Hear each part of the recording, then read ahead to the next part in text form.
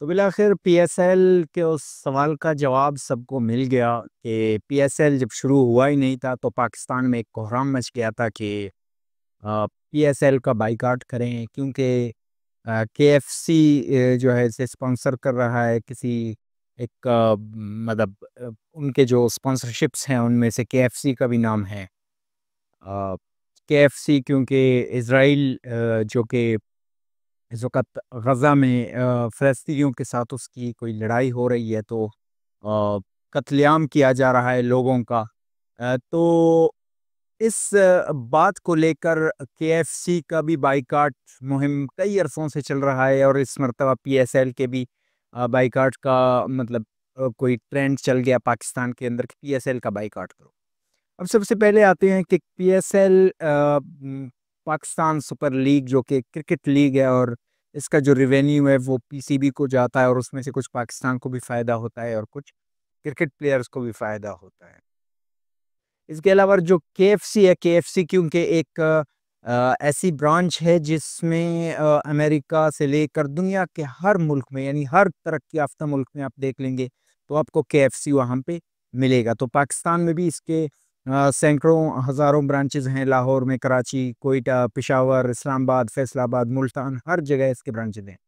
तो इसमें कुछ ऐसा हुआ कि लाहौर में, शेखुपुरा में, कराची और ऐसे रावलपिंडी ऐसे इलाकों में कभी कहीं-कहीं केएफसी पर जो है वो हमले भी हुए, मॉब भी इकट्ठे हुए इसके सामने बाइकआउट करने वालों के और कुछ जो है वो स्कैंडल्स भी बन गए। तो ये वो माइंडसेट है जो एक मतलब एक्सट्रीमिस्ट माइंडसेट है जिसने लोगों को इस हद तक पहुंचा दिया है। हालांकि जिस केएफसी ने इज़राइल को सपोर्ट करने का कहा था वो तो इज़राइल का ही अंदर जो चैन का एक पूरा तरतीब है उसी ने ही किया होगा। अब उसका किसी पाकिस्तान के अंदर काम करने वाले मजदूर से या एक जो ब्रांच का ओनर है उससे क्या लेना देना, उससे तो कोई लेना देना ही नहीं है। वो तो सिर्फ़ लाइसेंस लेके अपने लिए एक दुकान चला रहा है, एक रेस्टोरेंट, एक कैफ़े चला रहा है, तो उसके लिए इतना ही है। अब ज़ाहिर-सी बात है कि अगर नाम लगा हुआ है, तो फिर लोग इसको जो है वो आ जाएँगे। जो कोका कोला जिस तरह से उसको मतलब मुख्तलिफ़ वीडियोज़ सामने आ रही हैं कि कोका कोला को कोई चाकू से मार दिया, कोई बेलन से मार दिया, क्या कर दिया और तोड़ दिया सारी बोतलें और पाड़ दिए और सारा गिर गया। इसी तरह से स्प्राइट का भी हमें नज़र आ रहा है, हर तरह से मतलब हर उस चीज़ को यहूदी जो है प्रोडक्ट बना के उसको बायकॉट करना, उसको नुकसान देना जो खाने-पीने की है और जो फ़ेसबुक है, जो यूट्यूब है, जो मोबाइल कंपनियाँ हैं, इनमें किसी भी चीज़ में वो नज़र नहीं आता कि ये अ, यहूदियों की बनाई हुई है कि नहीं है। चलो ठीक है मान लेते हैं कि आप बायकॉट कर लो, लेकिन आप इतने भी गमख्वार नहीं हो सकते जितने गमख्वार फ़लस्तीन के अपने लोग हो सकते हैं अपने। गज़ा के अपने लोग हो सकते हैं अपने लिए। उनके पड़ोसी इजिप्ट वाले या जॉर्डन वाले या लेबनान वाले हो सकते हैं।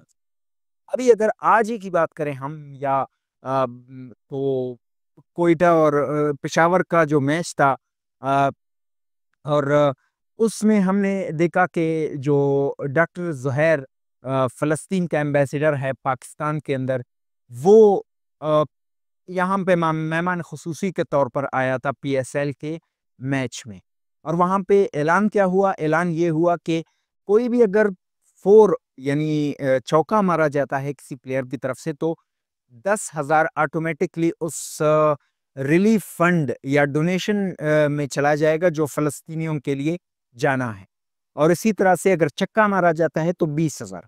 अब आप खुद अंदाज़ा करें कि एक पूरा लीग जिसमें कितने चौके और छक्के लगने हैं, सैकड़ों छक्के और हज़ार के करीब चौके तो लगने ही हैं।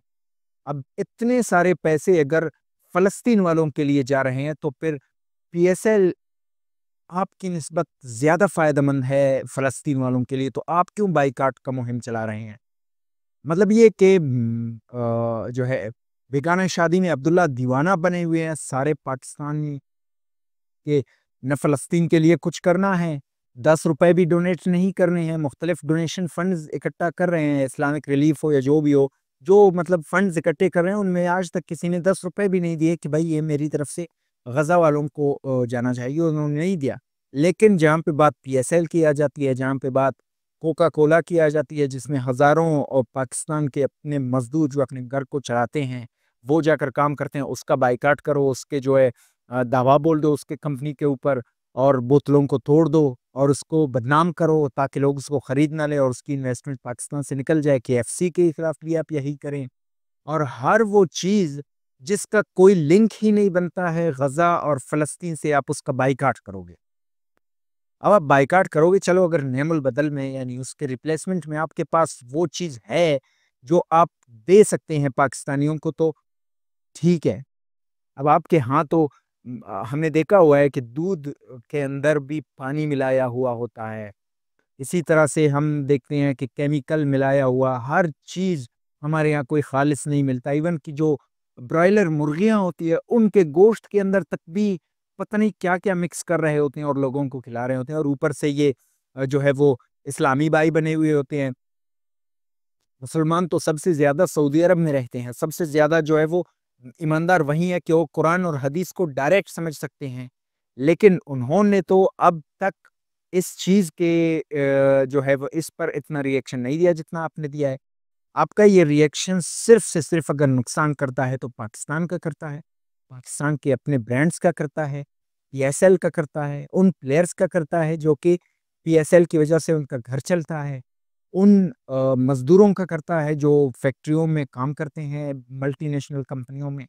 उन वर्कर का करता है, उन वेटर का करता है, उन जो है ब्रांच ओनर का करता है जो केएफसी या इस जैसे किसी उसमें काम करते हैं। तो ज़ाहिर-सी बात है इस माइंडसेट को तब्दील कर देना चाहिए और वही हक़ाइक़ जो कि बुनियादी तौर पर एक आप कह सकते हैं कि चीज़ के ऊपर फिट आ सकते हैं, उन्हीं को तस्लीम कर लेना चाहिए। चाहे वो फ़लस्तीन के हवाले से ही क्यों ना हो, चाहे वो पाकिस्तान के हवाले से क्यों ना हो, चाहे दुनिया में कोई भी मसला है, उसके ऊपर हक़ाइक़ पे जाना चाहिए, ना कि जज़्बात पे जाना चाहिए। अगर आप जज़्बात पे जाएँगे तो ज़ाहिर-सी बात है आप अपना ही नुकसान करेंगे।